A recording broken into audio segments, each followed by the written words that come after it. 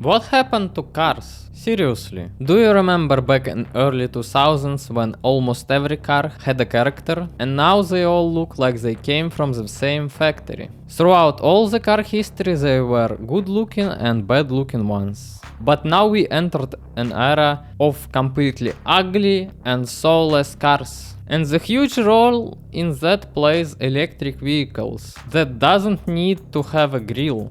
So companies don't know what to do with it, because grille was huge part of the design and branding. But since EVs don't need air to cool the engine, now companies need to get rid of it. And because of that, now we have all these ugly cars.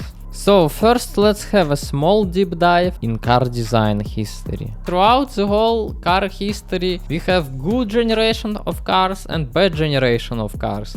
For example, after Second World War in the 50s, I think it was a really good era for cars. They almost all looked great and they have this certain vibe to them. Also muscle cars always looked good, but they were not safe, but still they had good designs. Now let's see cars that I don't really like, because they're too like blocky, you know. Like of course there were good cars at this time, but in general I really didn't enjoy them. Just don't forget about Fiat Multipla. It's the worst looking car ever. Because when I actually saw this car in real life, I was like, what the fuck is that? Who actually would buy this car? Why would you buy it? It looks so bad. I think even this car is not that bad looking compared to new EVs. Like yeah, it's bad, but holy shit, what we have now, it's like almost same level of bad. The first really good car design from early 2000s was BMW E60 actually. BMW E60 was the first car when I like really saw it on the streets. I was like, this car looks so good.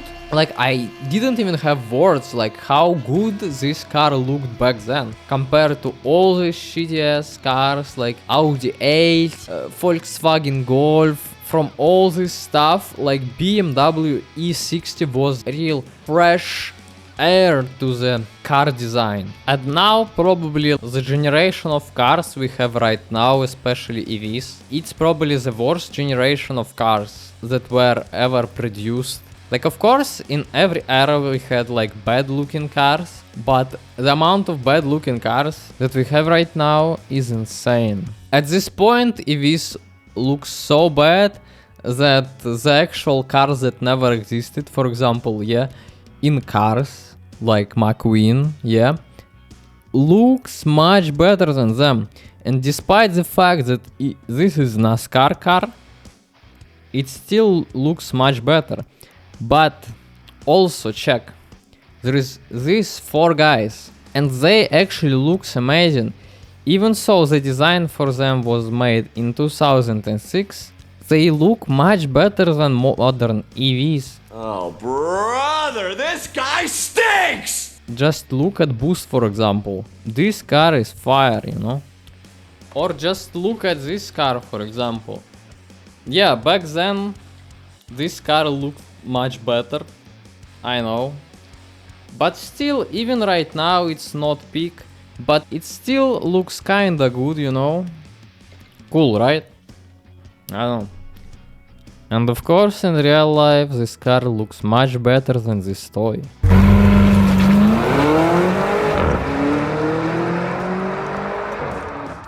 I never liked BMW 7 Series or X7. They always looked bad for me. Yes, they're supposed to be the business class, comfortable cars, but they always look like shit.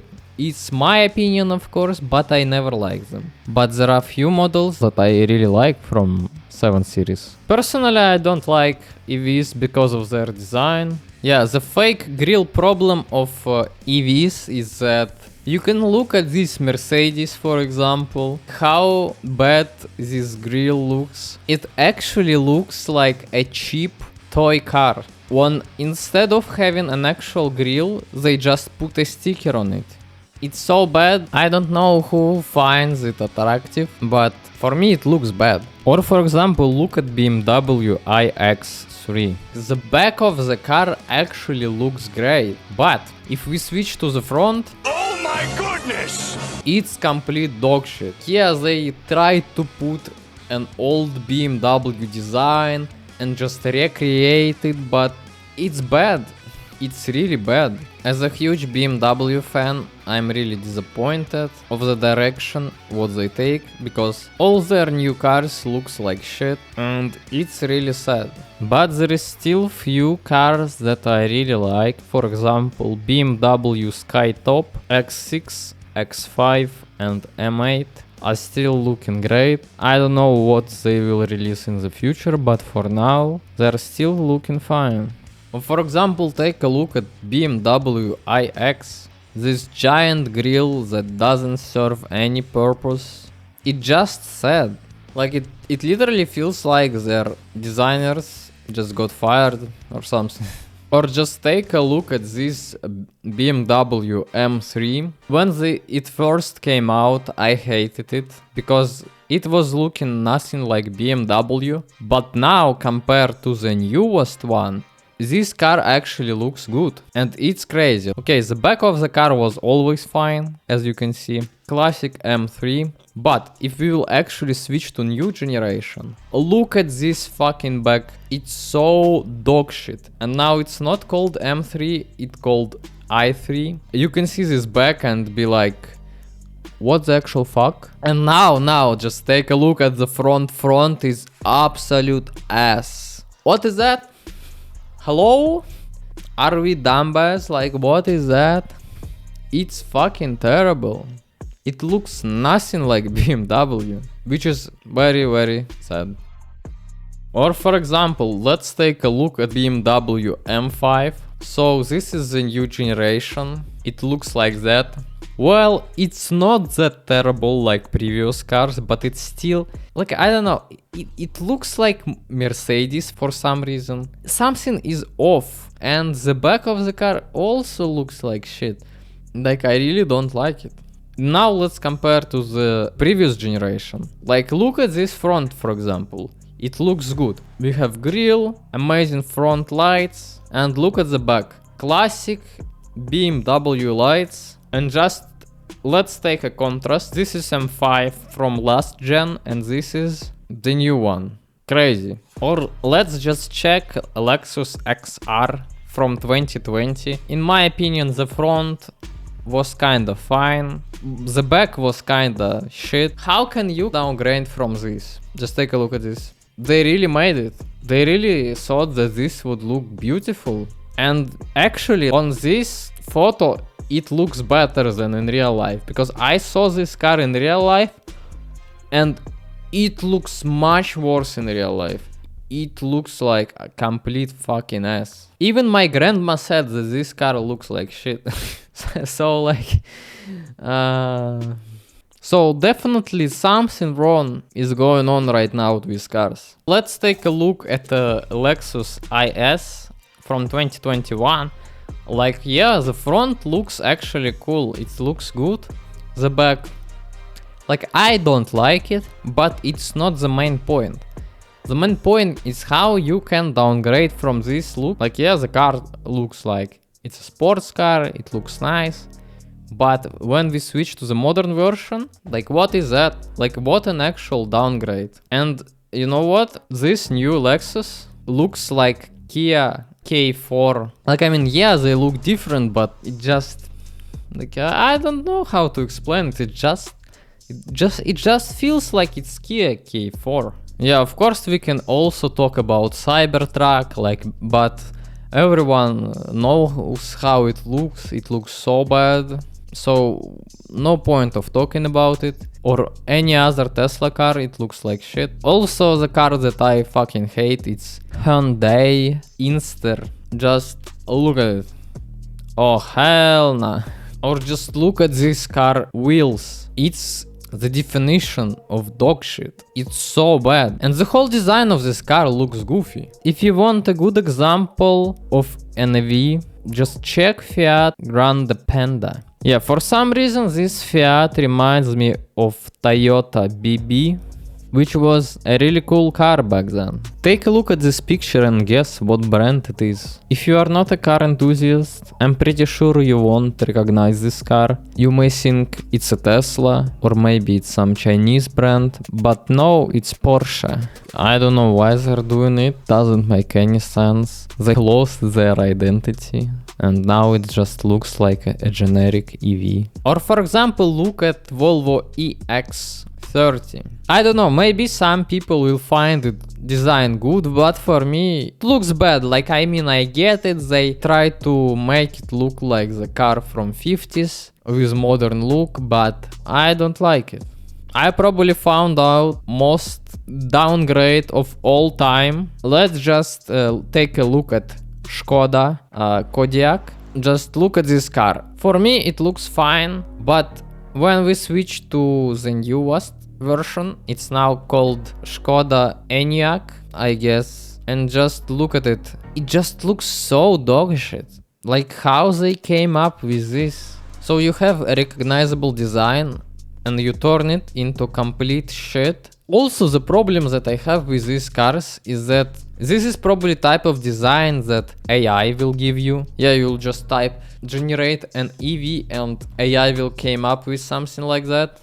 Amazing, amazing. Or for example, Honda. Yeah, I will show you two cars. Just take a look. Honda Accord from 2011. Back then, this car was looking amazing, but even right now the design is still kind of fire. But now if you will look at Honda look at this SUV, makes you wonder why. Do they really think that this car looks good? The answer is fucking no. It's really bad design. Oh, another car that I really don't like, it's Hyundai Nexo 2026. Just take a look. Okay, no grille, terrible wheels. The front looks goofy, all these blocks that looks like windows for some reason. But the most killing part of this car is back. Just take a look at it. Just windows, red windows, two red windows and another lights here. It just looks so bad. And actually when I was looking for bad car designs, I actually find a good one. And it's actually crazy that this car is from Peugeot, because I don't remember even Peugeot making a good looking car back then. They never looked good, but they actually cook with this one. It's Peugeot 408 2026. Just take a look at it, and in my opinion this car looks actually amazing. Like, I don't know for how long Peugeot have been producing cars. I think it's like literally the first car they made a good design for. Just take a look. It has a good front, a good sides and a good back. It's actually crazy. And another car that I don't think is good, it's Toyota 2026. Just take a look at it. Not much that I can say, I just don't like how it looks. And I've got to say, in all honesty, it's the biggest piece of dog shit. I personally would never buy an EV, because I don't like how they look, so what's the point? Maybe in the future the situation will change. Let's talk about other ugly things of modern cars, starting with interior. You see this yellow light? Just take a guess, what do you need to do to change the temperature of it? You are right, you need to hold a sensor button for 5 seconds to change it. Yeah, instead of having a manual button that you click and everything change immediately, now you need to hold it for 5 seconds. And because it's a sensor, if your finger is wet, you won't be able to do anything. Yeah, what a technology progression, thank you very much, everyone asked for it. Yeah, if it's not broken, don't fix it. Just look at that. He holds it first time, it doesn't react at all. Then it changes. But oopsie daisy, he didn't hold it enough time and now it's yellow again. cool. So instead of having dashboard under your wheel, now you have dashboard here. Very useful and practical. For example, as you can see, there is info from left to right. And like, what if you need to see info from the right corner? Isn't it dangerous to look that far for no reason when you can just have it all under your wheel? Just doesn't make any sense. Yeah, also as you can see, everything is done from cheap plastic. For me it's really strange, considering that this car cost $60,000. Kinda impressive. Impressive. Also they added this LED light here. I don't like how it looks. Cheap gaming mouses have the same type of RGB light in them. Like, it's crazy.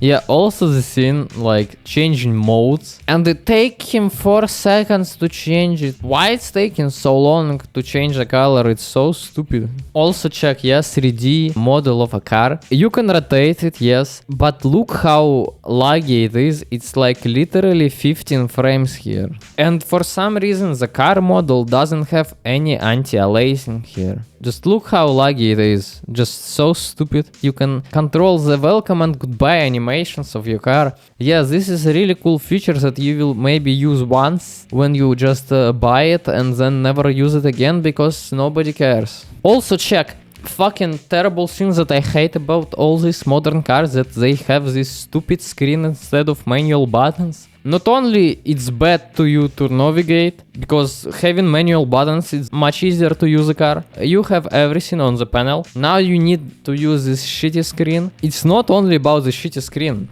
The funny part is that this shit, no matter what car you buy, no matter how much the car costs, the CPU in this screen will be so shit that it will lag no matter what. As you can see right now, this guy will press back button and just take a look how this screen will fucking freeze for few seconds before doing the back action. And after that, you can clearly see how interface is lagging. It literally having 5 frames per second. In new car from 2026, 5 frames interface. What is that?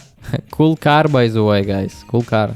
Also back then when we had analog speedometers, it was really cool to look at it, to see how it measures the speed of a car. But now we have this digital screen that just randomly jumps from number to number, and it's not that satisfying anymore.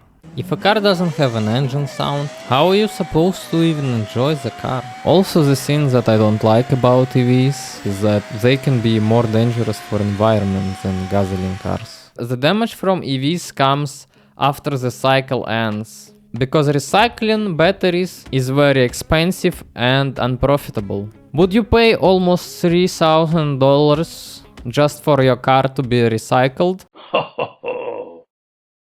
No. So, what will the companies do if that's unprofitable? They will bury the batteries under the ground, which then can lead to the poisoning of the soil. You can say whatever you want about the regulations, but in this exact moment, some random pipe is dropping thousands of gallons of chemicals into the ocean. The idea that this is somehow a clean and environmentally benign technology is just well, you could be polite and call it myopia.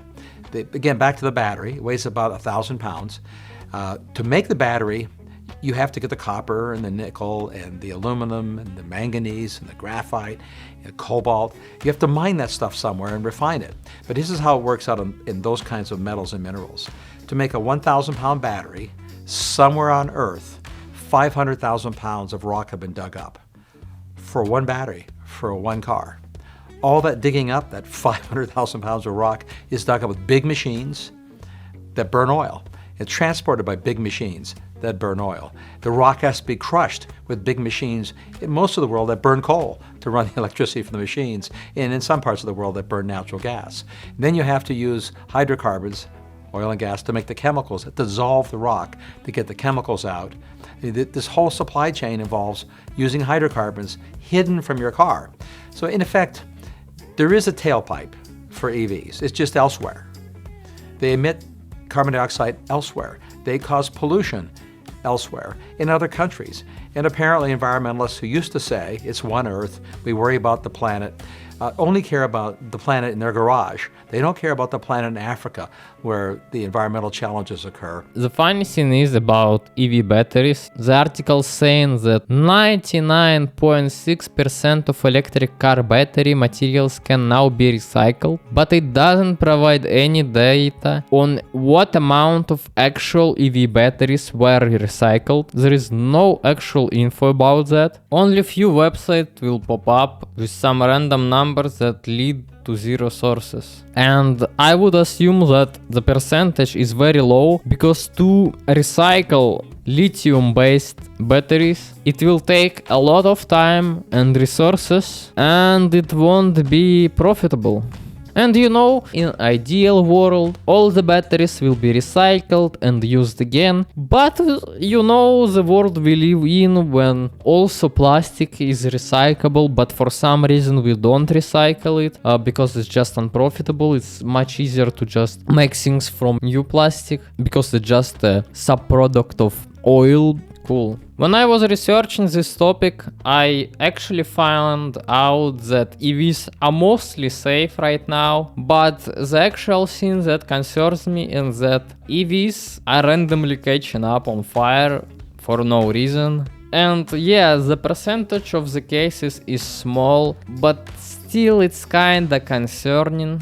And when I talk about safe cars, I'm talking about well-known brands and no-name cars. If something happens to battery, it will instantly catch on fire. So as you can see in this accident with electric French buses that they implement, now they just randomly catch on fire for no reason. Amazing. Also, if EV catch on fire, it's much harder to put it off than the classic cars. Our current response guideline for EV fires like this is to let it burn. Thermal runaway is as each of the batteries heat up. In the EV, there's usually a large panel of lithium-ion batteries that are all daisy-chained together. And so if one is damaged or is exposed to heat, it creates a chain reaction and goes from one battery to the next, which at that point, once one battery has heated up, it affects the next one in that chain and it continues on that phase. So as you can see on this scheme, the batteries are placed under the seats. So you're basically sitting on a bomb, and that's not pretty nice, because if it will catch on fire, it will spread very fast. So you will have only the short time to escape the car, unlike with classic cars where the oil pipe is outside the car.